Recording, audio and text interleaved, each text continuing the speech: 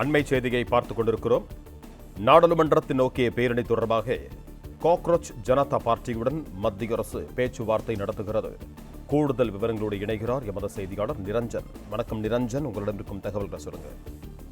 மத்திய சுகாதாரத்துறை அமைச்சர் ஜே.பி. நட்டா தான் இந்த பேச்சுவார்த்தையை முன்னெடுப்பதற்கான அந்த முயற்சியை தொடங்கி இருக்கின்றார். டெல்லி முழுவதுமே காலையிலிருந்தே முழுமையாக ஸ்தம்பித்து போயிருப்பது இந்த காக்ரோச் ஜனதா கட்சியினர் மேற்கொண்டு வரக்கூடிய அந்த போராட்டம் என்பதற்காகத்தான்.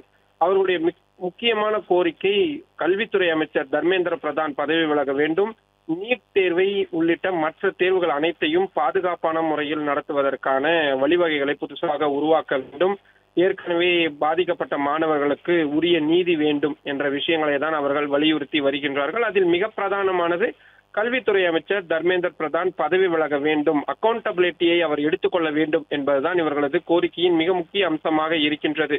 முன்னதாக இவர்களுடன் பேச்சுவார்த்தை நடத்துவதற்கு மாவட்ட ஆட்சியர், போலீஸ் கமிஷனர் உள்ளிட்டோர் முன்வந்த போது அதை இவர்கள் ஏற்க மறுத்திருந்தார்கள். நாங்கள் நேரடியாக மத்திய அரசுடன் தான் பேச்சுவார்த்தை நடத்துவோம் என்று இவர்கள் திட்டவட்டமாக கூறியிருந்தார்கள்.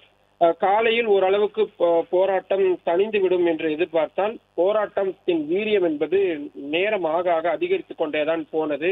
எனவே இதனை இப்படியே தொடரவிட்டால் அது பெரும் சிக்கலை ஏற்படுத்தும் என்பதை உணர்ந்திருக்கக்கூடிய மத்திய அரசு தற்பொழுது சற்று இறங்கி வந்திருக்கிறார்கள். இந்த காக்ரோச் ஜனதா கட்சியினருடன் பேச்சுவார்த்தை நடத்துவதற்கு அவர்கள் இறங்கி வந்திருக்கிறார்கள்.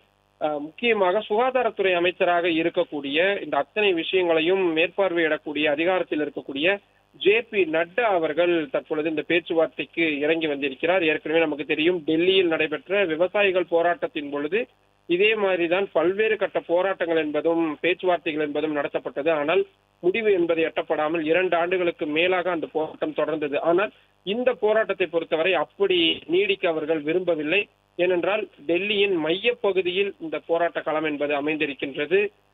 இந்த போராட்டம் இன்று மாலை வரை தொடர்ந்தாலே டெல்லி முழுமையாக ஸ்தம்பித்துவிடும். மெட்ரோ நிலையங்கள் தொடங்கி சாலை போக்குவரத்து என்று அனைத்துமே ஸ்தம்பித்துவிடும். நாடாளுமன்ற கூட்டத்தொடர் நடந்து கொண்டிருக்கக்கூடிய சூழலில் அசம்பாவித சம்பவங்களுக்கான வாய்ப்பு மிக அதிகமாக இருக்கிறது. ஒரு பக்கம் காவல்துறையினர் கைது நடவடிக்கைகளிலும் இறங்கி இருக்கிறார்கள், தடியடி நடத்துவது போன்றவற்றிலும் இறங்கி இருக்கிறார்கள். மற்றொரு பக்கம் மத்திய அரசு பேச்சுவார்த்தைக்கு இறங்கி வந்திருக்கிறது. என்ன நடக்கப் போகிறது, பேச்சுவார்த்தையில் கோரிக்கை ஏற்கப்படுமா என்பதையும் போராட்டம் முடிவுக்கு வருமா என்பதையும் பொறுத்திருந்துதான் பார்க்க வேண்டும்.